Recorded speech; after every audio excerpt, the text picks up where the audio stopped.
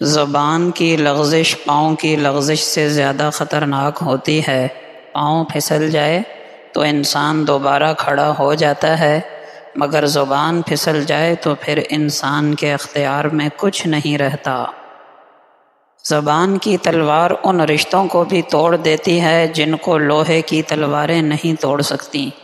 لمبی زبان انسان کی عمر کو چھوٹا کر دیتی ہے، کیونکہ جتنا زیادہ بولے گا اتنا ہی اپنے سر زیادہ مصیبت لے گا۔ زبان کے غلط استعمال کی وجہ سے انسان پہاڑوں کے برابر گناہ اپنے سر پہ رکھ لیتا ہے۔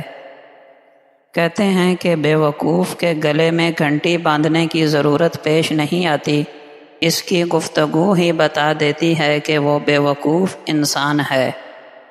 داناؤں کا قول ہے کہ عقل مند سوچ کر بولتا ہے اور بے وقوف بول کر سوچتا ہے۔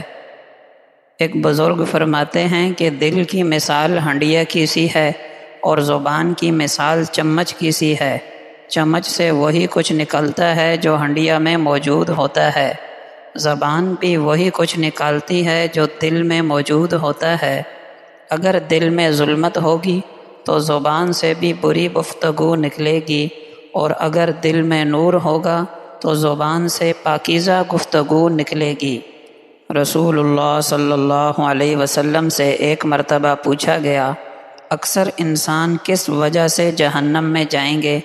ارشاد فرمایا، دو اعضاء کی وجہ سے، ایک وہ جو دو جبڑوں کے درمیان ہے یعنی زبان، اور ایک وہ جو دو رانوں کے درمیان ہے یعنی شرمگاہ۔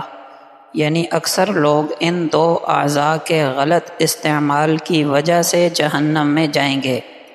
ایک حدیث پاک میں ہے کہ جو شخص مجھے اپنی زبان اور شرمگاہ کے صحیح استعمال کی ضمانت دے، میں اس کے لیے جنت میں گھر دلانے کی ضمانت دیتا ہوں۔ نبی اکرم صلی اللہ علیہ وسلم نے فرمایا کہ تم اپنے ماں باپ کو گالیاں نہ دیا کرو۔ صحابہ نے پوچھا، اے اللہ کے رسول، اپنے ماں باپ کو کون گالیاں دے سکتا ہے؟